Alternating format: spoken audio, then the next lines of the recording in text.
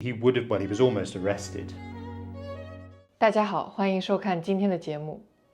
在上戏的校歌里面有这样一句歌词，叫做"戏剧的人生，人生的戏剧"。这句话同样也适合贝克特和《等待戈多》这部作品。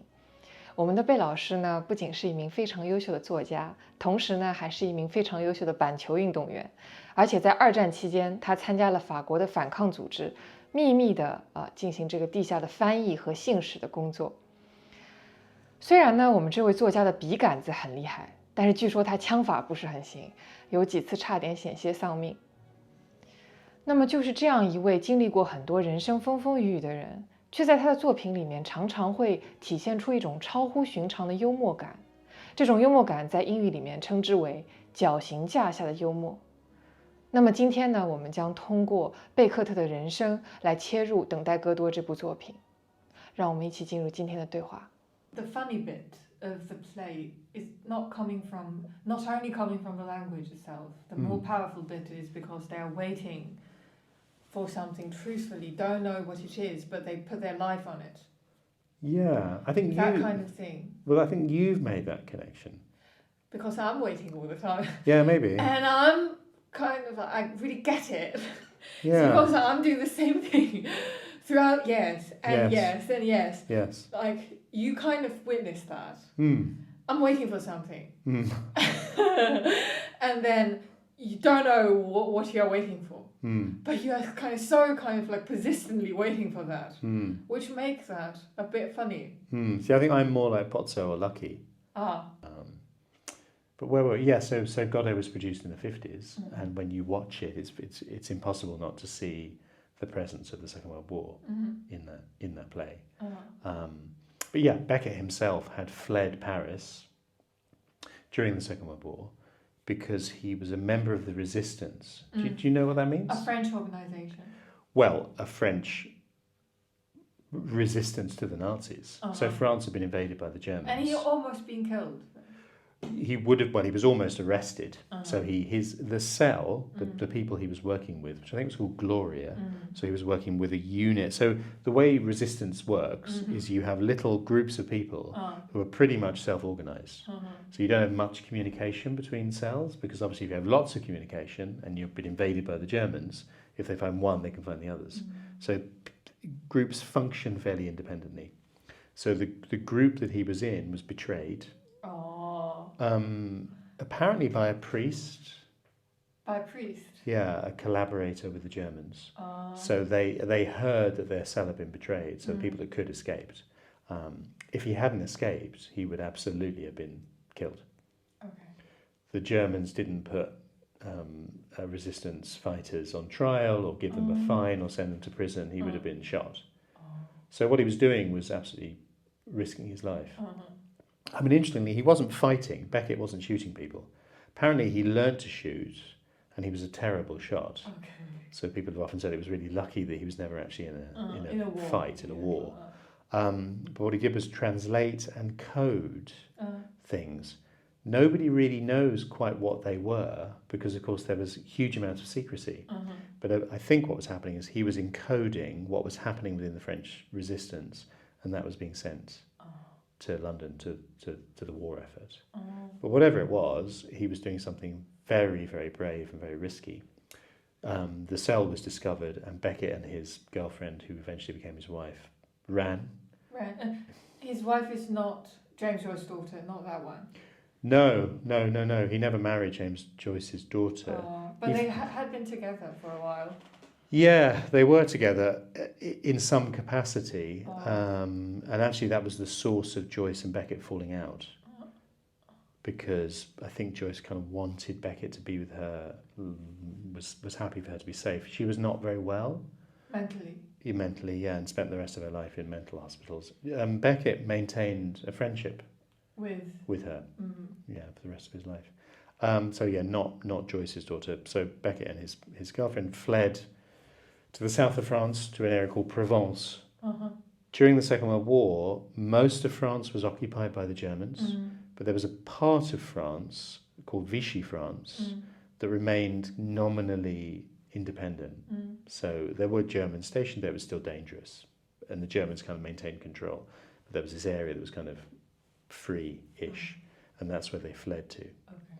So they were kind of safe-ish, and spent the rest of the war there. Beckett had to work in the fields to earn money. They were very, very poor. They were very bored. Their life was on hold. They were kind of in that waiting situation. So, is it kind of like waiting for God in a way for his life? Waiting for the end of the war. Yeah, waiting for whatever you wait for. Waiting for hope to come. Waiting for a desire to be achieved. Yeah, all of those things. Yeah, waiting for things to change. Yeah. Okay. So, but what do you think about his sort of? I know another fun fact about him is he's a very good cricket player. Is it cricket?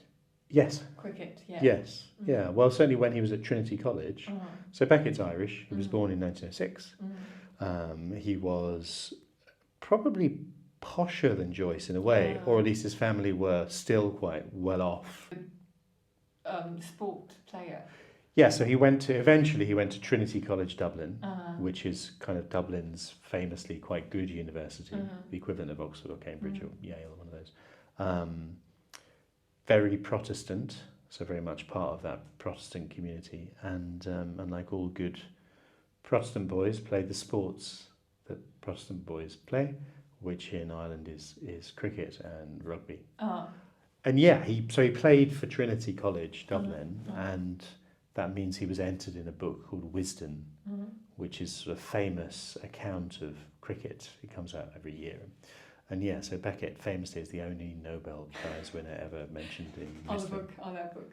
Yeah, I don't know. I mean, he wasn't a professional. He didn't play for his whole life. But yeah, he was apparently a pretty good sportsman.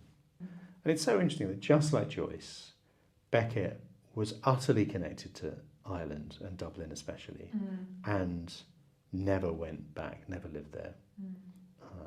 Famously said, I hope we didn't say it in the last one, that he'd rather live in Paris in war than Ireland in peacetime.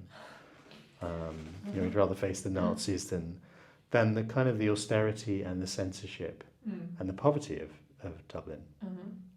And interestingly, because Beckett was in Ireland later than Joyce, Beckett was in Ireland during the Easter Rising and the Civil War. So he had seen in his lifetime, as I suppose lots of people had in that part of the 20th century, incredible violence and war and suffering.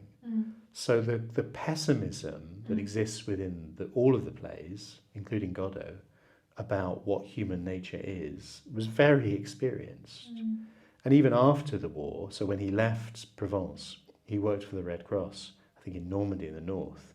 So he would have been working in places where there had been, unutterable violence. I guess like China after the Japanese, people were absolutely connected to the most terrible aspects of humanity, and also the humour of being a person. We have this phrase in English, gallows humour. Do you have gallows humour? Yeah, so the gallows is the place where people are hung. So, and the concept gallows humour means that people make jokes even under the most terrible circumstance. That's gallows humour. Gallows humour. Yeah, grim humour about the horrors of life. And Godot contains perhaps one of the greatest literal pieces of gallows humour, where I think it's Estragon, isn't it? Takes his string out of his trousers to hang himself on the tree, and his trousers fall down. And the kind of the indignity of that and the timing of that, it's an exquisitely funny moment and sort of sums up human existence. And really, Beckett explores that again and again and again through a huge number of works. It's really what he does. So his characters live on an earth which is devastatingly cruel and hopeless and without God. And also in repetition. Yeah, well, things go round and round and round. Yes. Absolutely round and round and round and round and round. But there's companionship and there are always jokes. It's very funny. And I think in terms of what I see when I watch productions of Godot or any Beckett play, go on. And it reminds me of something about all these work. Yeah.